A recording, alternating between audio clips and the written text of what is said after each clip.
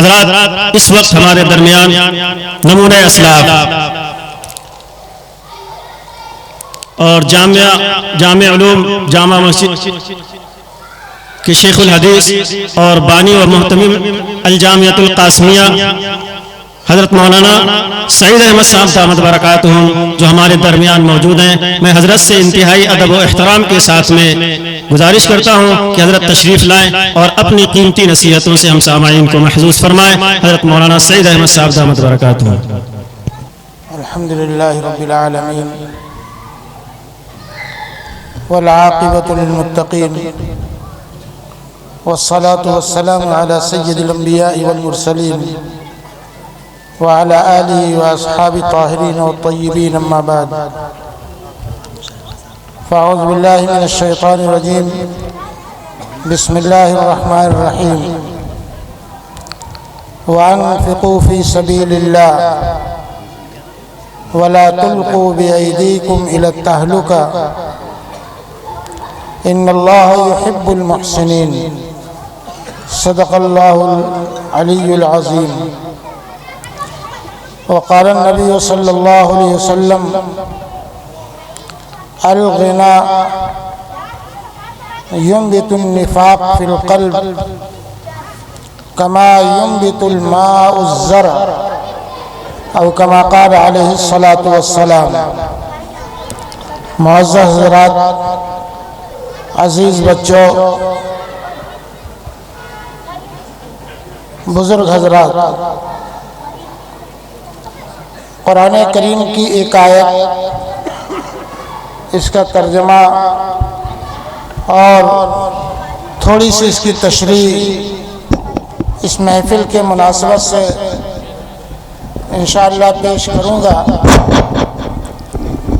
इसी तरह अल्लाह के हबीब सैयदुल अंबिया सल्लल्लाहु अलैहि वसल्लम के इरशादात गिरामी में से एक इरशाद गिरामी अभी मैंने आपके सामने सुनाया, उस थोड़ा सा मतलब आप हजरात के सामने पेश करूँगा इंशाअल्लाह।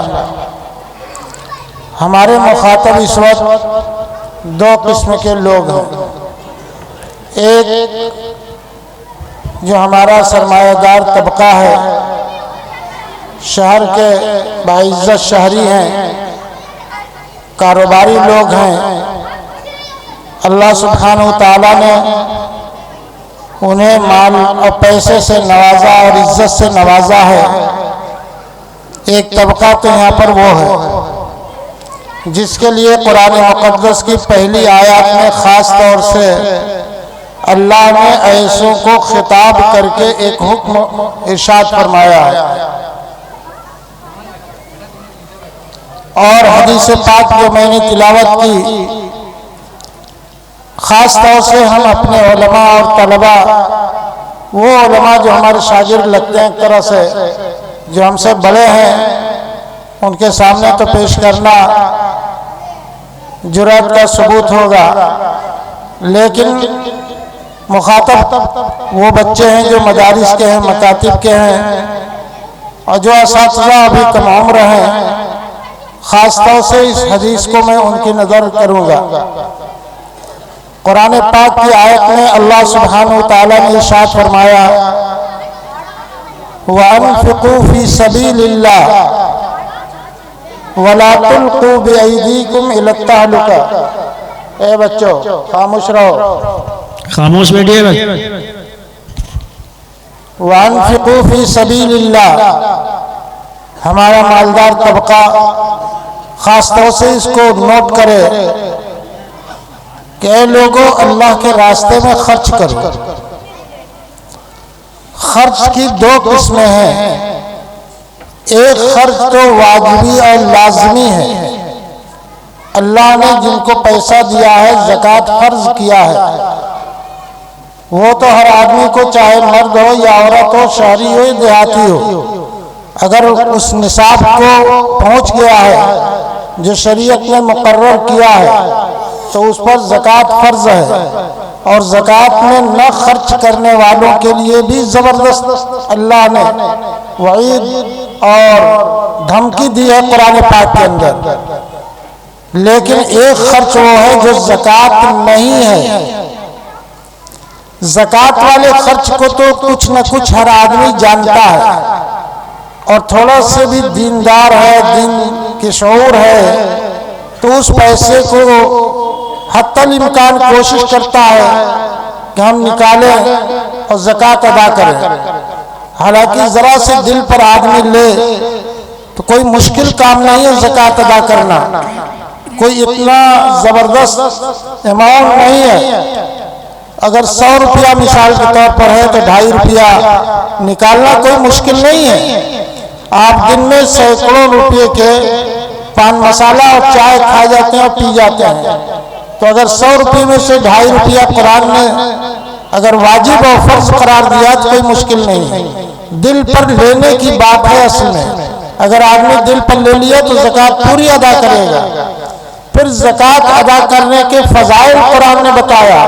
ज़कात अदा करने के हदीस में बेशुमार फ़वाइद बताए गए हैं।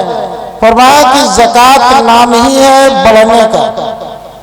आप तजर्बा करके देख लीजिए, जो आदमी सही से ज़कात अदा करेगा, अगर 1 लाख रुपए के ज़कात उसने अदा किया तो साल में 2,500 रुपया उसका कम हो गया। लेकिन मैं सच कहता हूँ इस मदरसे के प्लेटफार्म से कि अल्लाह सुब्हानहू व तआला उसके माल में इतना तरक्की देगा कि कल आइंदा साल न चाहने के बावजूद 5,000 ज़कात देने वाला बनेगा। 1 लाख अगर है तो अल्लाह ताला कम से कम अगर 1% भी उसके बढ़ाए तो अल्लाह सुब्हानहू व तआला इतना देने वाले हैं कि 1% नहीं कई गुना उसको बढ़ा कर देंगे।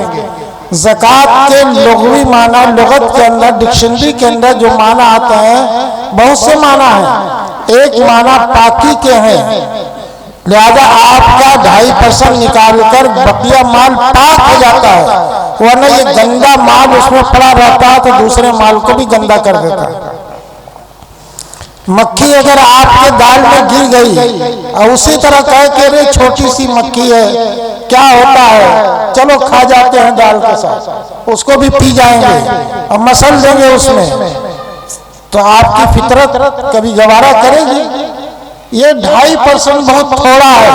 अगर आपने नहीं निकाला, अरे 97 रुपया और कहाँ 2.5 रुपया, इसकी कोई वैल्यू नहीं, चलो रहने दो इसी में।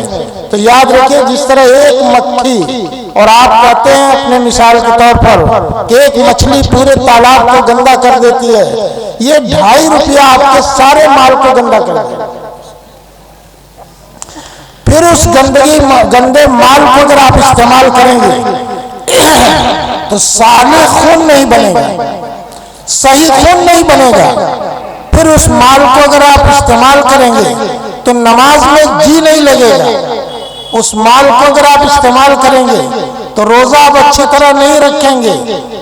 इसी तरह जितनी इबादत है, तिलावत करेंगे, तिलावत में आपकी जी नहीं लगेगा, क्योंकि आपने उस माल को खाया जिसमें गंदगी मिली हुई है। और हमारे मंतिक में तो कहा जाता है नतीजा अर्जल के ताबे होता है, जो कम होता है उसी के तहत नतीजा निकलता है। मालूम है सारा माल गंदा होगा। ये तो ज़कात का मसला हुआ। एक कुरान की आयत सुन लीजिए, उसी के मुताबिक एक हदीस भी सुन लीजिए। अल्लाह ताला फरमाते हैं, वला यहसबन्न अल्लज़ीना यबखलून बिमा आताहुमुल्लाहु मिन फ़ज़्ल, वो लोग जिनको अल्लाह ने अपने फजल से, माल से, पैसे से नवाजा है, यबखलून बिमा आताहुमुल्लाह, अल्लाह ने दिया है, इसी पर अल्लाह ताला ने आपके दिमाग को खोला है। ये तुम्हारे बाप का माल नहीं है, आताहुमुल्लाह, ये अल्लाह का अतिया है। अगर अल्लाह ना देता तो तुम कुछ नहीं ले सकते थे। और फिर उसके बाद ज़कात के लिए कहा जाता है तो नानी मरने लगती है, यबखलून, फरमाया कि बुख्ल से काम लेते हैं। वो ये न समझे कि हमारे हक में ये बेहतर है। बहुत से शातिर लोग नहीं देते हैं, आए बाएं शाएं कर देते हैं, आए कर टरखा दिया, फिर दूसरों से फखरिया अंदाज में बयान करते रहे, यार तुमने दे दिया, हम लोग तो ये कहकर उनको टरका दिया। कुरान कहता है ला यहसबन्न अल्लज़ीना यबख़लूना, बुख्ल करने वाले ये न समझे कि वो माल जो अल्लाह ने दिया है नहीं देते हैं, हुवा खैरुल लहुम, इनके लिए बेहतर है, बल हुवा शर्रुल लहुम, ये न देना उनके हक में शर है। शर से पनाह भी मांग रहे हैं, शर अपने घर में ला भी रहे हैं, शर अपने हाथों खरीद भी रहे हैं, शर को पाल भी रहे हैं। फिर क्या होगा? फरमाया कुरान में आया सयुतव्वक़ूना, अल्लाह उस माल को नाक बनाएगा, नाक, और कल क़यामत के दिन वो सारा माल उनके गले में डाल दिया जाएगा, नाग की शक्ल में, जो सबसे जहरीला सांप है, वो उसके मुंह, दांतों, उसके मुंह को, उसके होठों को और जबड़ों को काटेगा। कहेगा तुम कहां से आ गए? कहेगा कि अना कंजुक अना मालुक, मैं वही खजाना तुम्हारा हूं, तुम्हारा वही माल।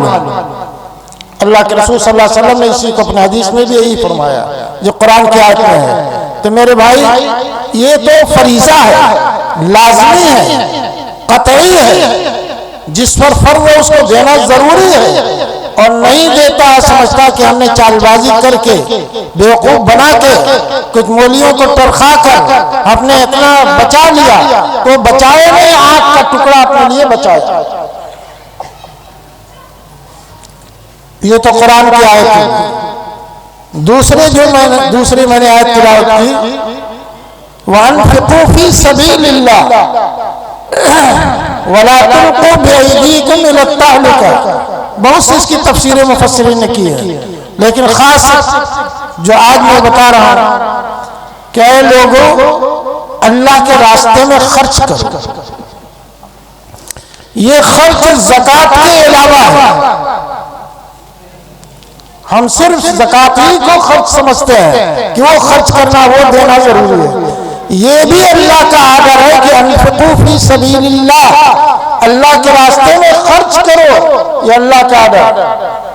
और नहीं करोगे तो अपने आप को बर्बादी में डालोगे। ला तुल्क़ू बिअयदीकुम इला तहलुका, अपने आप को बर्बादी में मत डालो, क्योंकि बहुत से खर्च वो है, अगर आपने नहीं दिया तो आज ज़कात नहीं लग सकता, और आपने दूसरे मत से दिया नहीं, तो अपने को आपने हलाकत में डाला, अपनी कौम को हलाकत में डाला, अपनी जमात को हलाकत में डाला, अपने समाज को आपने हलाकत में डाला।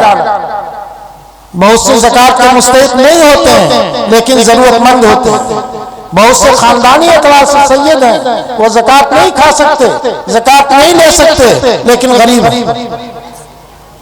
आप तो कहेंगे ज़कात ले लो, वो कहेंगे भाई हम ज़कात नहीं लेंगे, हम ज़कात के मुस्तहिक़ नहीं है। बहुत से खुददार ऐसे हैं ज़कात नहीं लेते, तो आप तो कोई दूसरा पैसा खर्च करने का नाम ही नहीं जानते।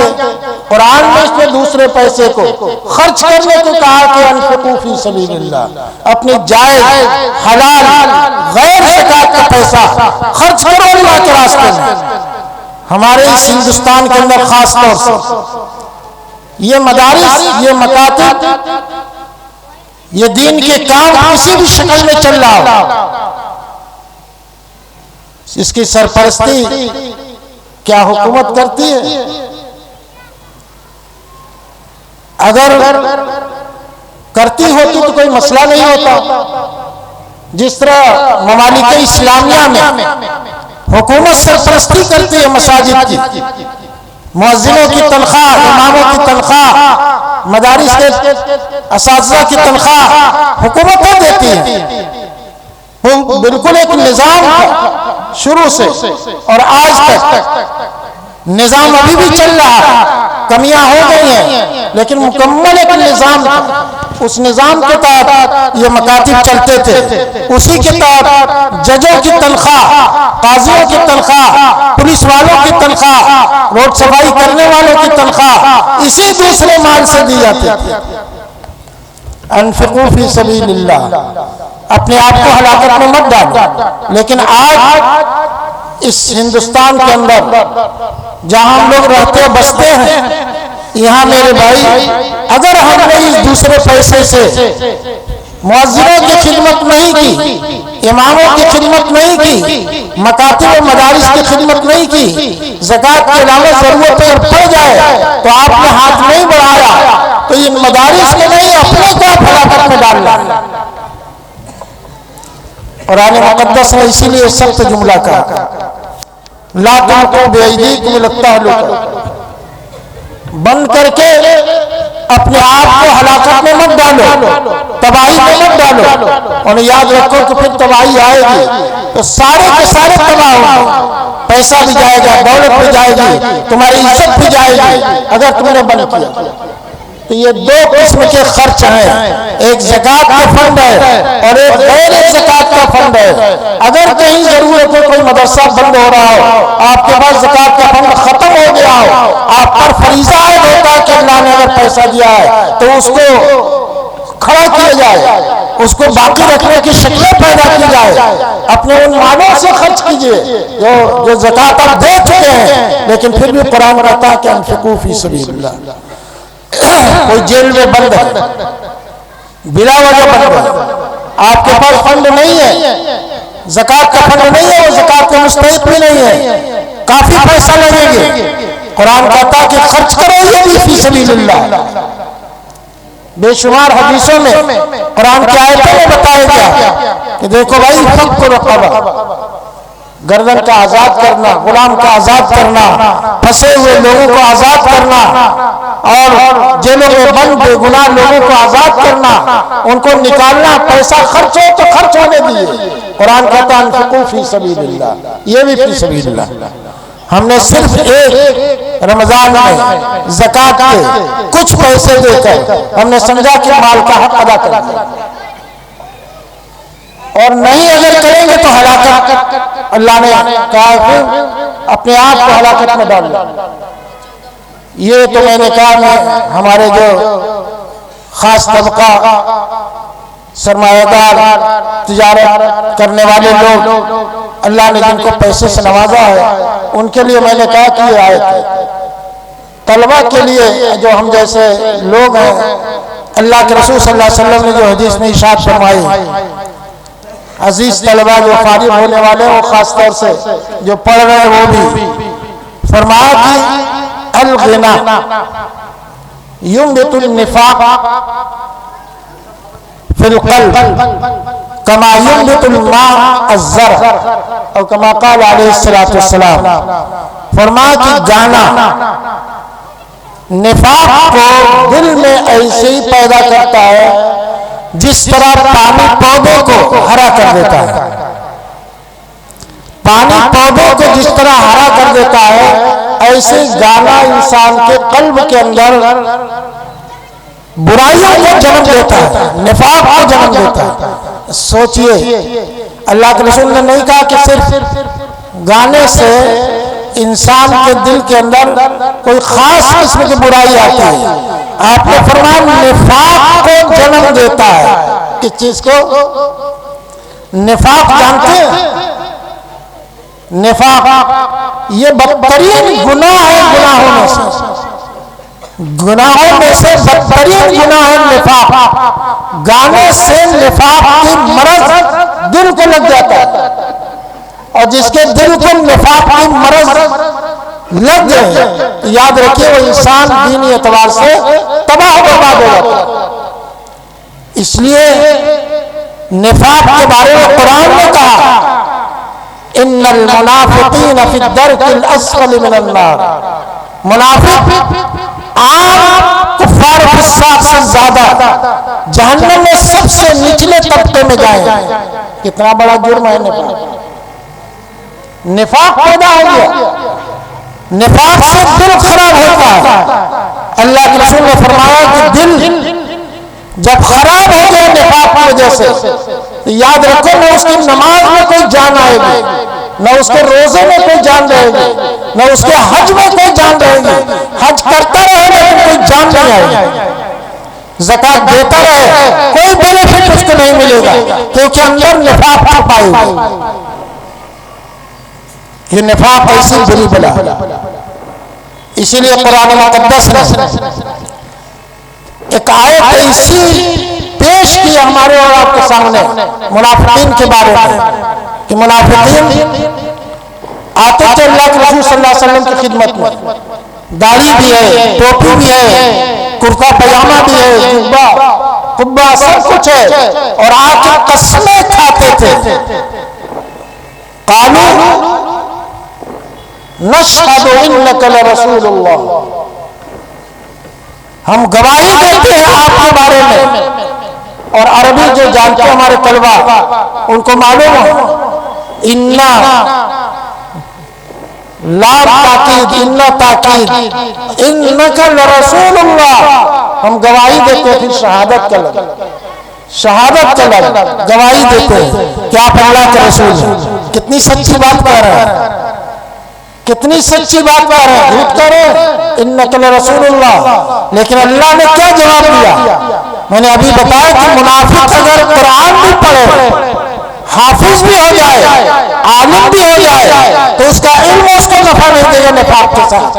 हाफिज का इल्म निफाक के साथ कोई फायदा हासिल नहीं कर सकता, फायदा नहीं होगा उसको।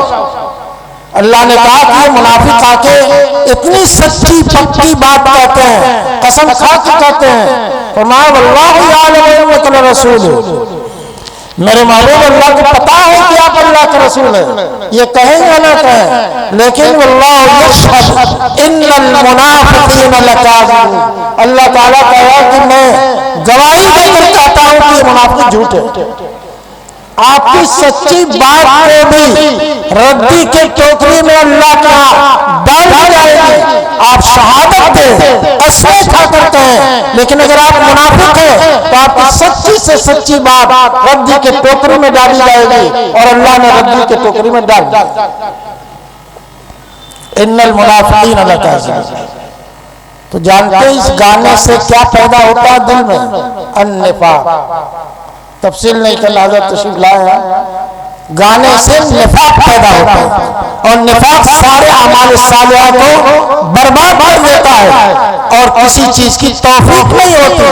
बज़ाहिर मदरसे में तालिब हमारे पढ़ते हैं, हाफिज होकर निकलते हैं, लेकिन लग रहा है कि उन्होंने दौरे तालीम में निफाक पैदा करने वाली चीज से परहेज नहीं किया। और निफाक को क्या चीज पैदा करती है? अल-ग़िना, गाना। अल्लाह अकबर। अल्लाह के रसूल सल्लल्लाहु अलैहि वसल्लम की सुन्नतों को तलाश किए कि गाने से आप सल्लल्लाहु अलैहि वसल्लम कितना परहेज करते थे, आपके सहाबा कितना परहेज करते थे। अल्लाह के रसूल सल्लल्लाहु अलैहि वसल्लम किसी तरफ से गुजरते थे, गाने की अगर आवाज आती तो अपने दोनों उंगलियां कानों में दाखिल कर लेते ताकि वो गाने की आवाज सुनाई न दे। हजरत अब्दुल्लाह इब्न उमर रज़ियल्लाहु ताला अन्हु एक रास्ते से गुजर रहे थे, गाने की आवाज आ रही थी, आपने अपनी उंगलियों कानों में डाल लिया। काफी दूर निकलने के बाद अपने खादिम से पूछा, फरमाया कि अब तो आवाज तो नहीं आ रही है? फरमाया नहीं हजरत, आवाज नहीं आ रही है। तब आपने उंगलियां निकाली। और हमारे यहाँ क्या है, आवाज गैर इख्तियारी तौर पर भी अगर आए तो उससे इंसान परहेज करे।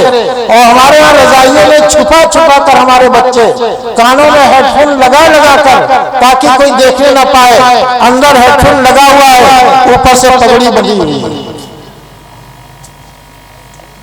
ऐसा है, फिर वो चंद साल के बाद इसलिए भूल जा रहे हैं। आज भूलने के हजारों बच्चे निकलते हैं, दस्तार बंधवा के जाते हैं, और लगता ही नहीं कि हाफिज़ कुरान है। न उनकी शक्ल से, न चेहरे से, न नमाज से, न रोजे से, न अंदाज रहन सहन से लगता नहीं है हाफिज़। साल भर पहले हाफिज़ हुआ और साल भर बाद वो जेंटलमैन लगता। वजह ये हमारे मदारिस और मसाजिद में खास तौर से हर मुसलमान को इस पर अमल करना चाहिए। एक्सीडेंट कितने होते हैं ऐसे, हेडफोन लगाए, दूसरा कुछ सुन ही नहीं रहा, दिमाग कहीं और है और जान अपनी देर। दुनियावी भी खसारा और उखरवी भी खसारा। ये कुरान पाक का एक नाम आप अक्सर सुने होंगे, अभी भी सुन रहे थे कि कुरान अल्लाह ने जिक्र कहा। क्या कहा? इन्ना नहनु नज़्ज़लना ज़िक्र, कुरान का एक दूसरा नाम जिक्र है कि हमने जिक्र को उतारी और इसी जिक्र को ज्यादा जिक्र क्या अल्लाह अल्लाह सिर्फ करना नहीं है।